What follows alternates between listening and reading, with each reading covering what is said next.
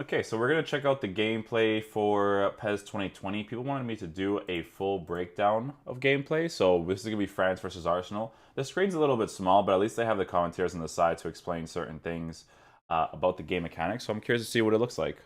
Sport that is now an esport. Yeah, no, exactly. And you can definitely, our fans can definitely be excited for more forward.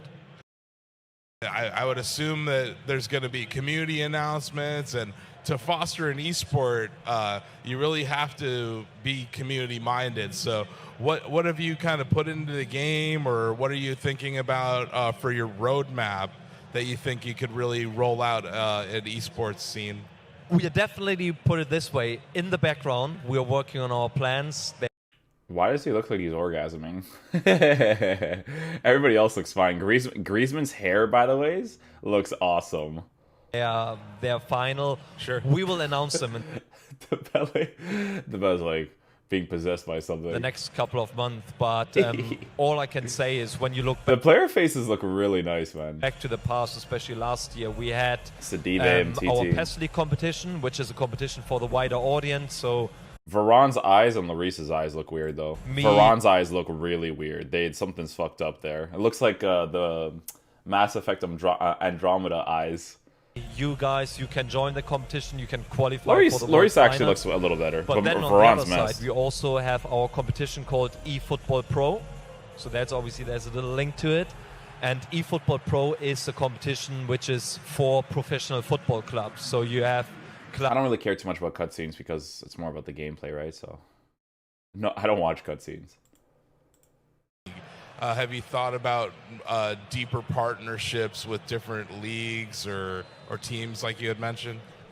we are doing this already. Okay. So besides obviously So right off the bat, this is like the big difference with PES 19 and PES 2020 is the dribbling, right? This is the one thing I didn't like in PES 19. And that's why I don't continue to play it right now. It's because it's not responsive. I don't know how this is going to transfer over to the online experience, but like right after kickoff, right? You could see what Paul Pogba does, and it's just kind of like nice to see how responsive it is, right? So look at how it messes with every angle, but it does it very quickly, right? So I want to know what it's like with the actual controller in your hands, right? Because I feel like this could be a huge game changer in this game.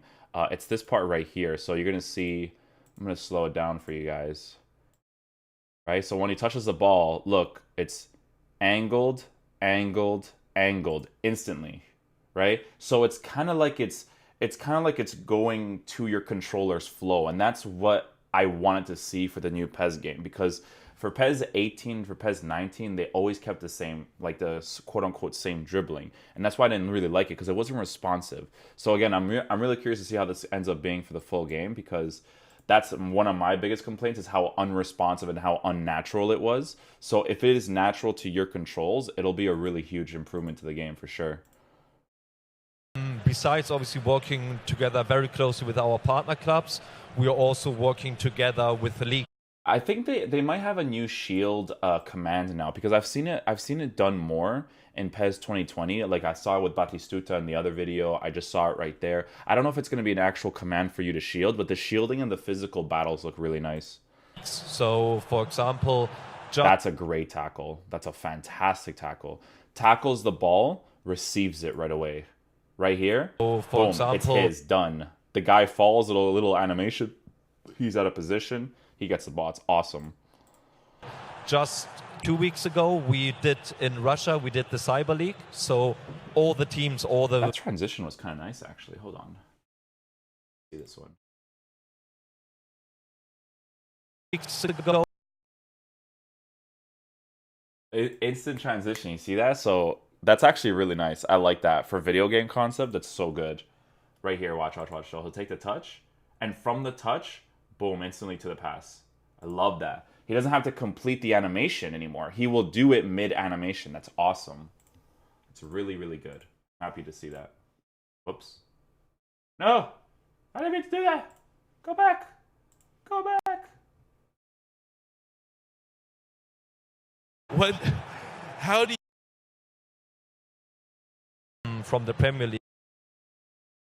Weeks ago, we did in Russia, we did the Cyber League. So all the teams, all the Russian football clubs from the Premier League, from the top league, they competed against each other to play for the Russian championship, for the Russian winner, and that's definitely something we are exploring more and more in the future. I think I don't know if this was user command or if this was the game being unresponsive. And that's It looks like he may have super canceled at the wrong time there. definitely something we are exploring more and more in the future. I think a challenging thing, like I mentioned, for a year-to-year kind of game. That was a little bit awkward right there. Is the game changes sometimes. You got the lob passes, the direct lob passes are so nice, man. As introduce gameplay elements, remove things, change things around. Sometimes you flip around. See, that physical engagement's really sick. On the lob pass button and the pass button, just to annoy me. That's the thing I love about PES, man, is the splitting passes. These are so beautiful, man. I love that if you have the vision to see this, it actually goes through. I love this so much. This is so great. Sometimes you flip around. And then, like, you have to see in comparison with the attack and the defense, right? So you see from the attack, the lob. He's controlling these guys, right? This is his anticipation right here. But then this guy commits a little bit upwards, and this guy's making the transitioning run inside. Look at that. This guy doesn't do anything, but he's not being controlled. You know what I'm saying? So there's like this little, there's this variable there. He kind of tries to go for it, but he was aiming to block this side, so he kind of got rewarded for looking at that side right there. And if he touches this ball and settles it and then shoots it, he actually scores it. I love this splitting pass. The splitting pass is so nice, man. Just to annoy me. Yeah. How do you think about going forward, especially with your esports initiative? The touch and go animations are really nice so far. I'm liking it a lot. Making the game transition from year to year. Beautiful clearance. That is fucking awesome. That is really cool. Making the game transition That's from year cool. to year as helpfully as possible for your core fan player base. I think, first of all, I agree with you. What you're just saying, that obviously if you release a game on an annual basis, I love that. it's difficult. I mean, to add new elements to it. But I would say this year with the new PES, we've added loads of gameplay elements to the game, which our esports players, but also our normal PES fans, they can definitely look forward to it. And those gameplay elements will have a huge impact on how certain esports athletes will play the game in the bigger competitions. I've already received messages from certain players who actually asked me, when can I come to the office or can I play the game? I really want to see it. I really want to look forward to it. And that came from behind. The animations were awesome for that. I love that. Play the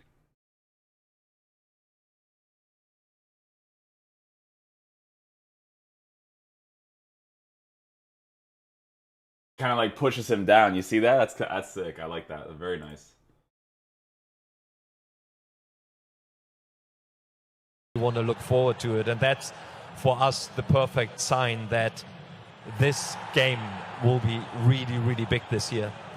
And I think another really important thing for any esport, any game, is that it needs to be easy to pick up and play. Have you guys done anything in the recent years, or even with this version, that you think can help open it up to new players who might see promotion for your esports and say, okay, maybe I should get into this? I think like a game like Rocket League is a good example of that, where it's really easy to enter in, but it's very hard to master. Can you talk about like that onboarding? Have you thought about expanding the player base? Yeah, I mean, first of all, in terms of like such good dribbling, they definitely improved it, man. Our esports plans, we cannot go into detail because that will come later in the next couple of months. Look, you see that? The close control drill right there. Look at that. Will come later in the next couple of months. But what I would say in terms of when you look at esports, what is really interesting and something where we just explored it or noticed it in the past is that co-op, for example, especially for football video titles, something we introduced last year. So good, dude. I love that. I love that, dude. The direct lob passes are so awesome, dude. Like that Xabi Alonso-esque type lob passes, especially for football video titles, something we introduced last year. And co-op means that you will play with 2 other friends together. And this, especially when it comes down to offline events, this is something which has become really interesting because you have all the emotions, obviously, when someone is winning, fake shot. or obviously when they're losing. It's something completely new, which hasn't been there in the football video game. The transitions between them dribbling, like receiving the ball and then dribbling afterwards or passing afterwards, looks super good, man. Seen before. So that's something from an esports point of view is really interesting. But in terms of the gameplay, we've added loads of new features to the game. We worked with Andres Iniesta. He's Barcelona legend. He's now playing in Tokyo. Our development team worked with him very, very closely to bring our gameplay forward. He shared all his feedback, all his football knowledge with our development team to tweak the gameplay here and there. We've included a new dribbling feature, which is called Finesse Dribble, and it's named after him because they got dribbling kicks. The dribbling kick looks awesome. He's very well known for his dribbling skills, and that's what we added to the game. So nice. The way that there are new modes so coming to the game, updated modes. So there's huge amount of content for current users, but very importantly, as you said, you see that? It's just, oh my god, I love that. I love that. Look it. Users, but very importantly, as you said, also for new users, so that we can introduce them to our product, to our brand, and actually can provide them with a wide portfolio of content. Yeah, I'm interested in hearing a bit more about the decision to rebrand, because I imagine for such a that's legendary. Fucking awesome, dude. Imagine for such That's really cool. legendary known franchise as PES, that had to be kind of a difficult decision, thinking about how do we get the word out to players, our partners. Could you tell me more about what went into that decision and how you've, besides being here with Shack News, of course, how you've been spreading the word? First of all, that's been, as I said earlier, that obviously esports had a huge impact for us. We are present in the world of esports for the last, obviously, I would say 10 years. We started small. We had those little tournaments in hotels somewhere. Oh, that touch and goal by Griezmann was super nice. Very nice. Little tournaments in hotels somewhere. And for the last 2-3 years, we went actually bigger, where we worked with our partner clubs. We hosted events at Barcelona, at Arsenal in their stadiums. And dude, the way this game looks, guys, the way that it looks really good. Like I'm actually, like, if the controls, it's one thing to look good, but I really hope the controls for the game are good, man. I really hope that it translates well to your actual controller. You know what I mean? Because if it does, this will be a sick game to play, because this looks really nice right now. That's definitely the right direction. I love that. I love that touch. I love that touch. That's like a smaller version of that Iniesta touch. At Arsenal in their stadiums, and that's definitely the right direction where we want to get big. It's just so gorgeous the way that it comes off, dude. Look at this with Griezmann and then with Mbappe. Mbappe does actually a better one. Look, one with Griezmann, a little half one, and then the one with Mbappe. Oh, dude, that just looks great. That looks awesome. Work with all our partner clubs, and therefore, for us, esports is very important.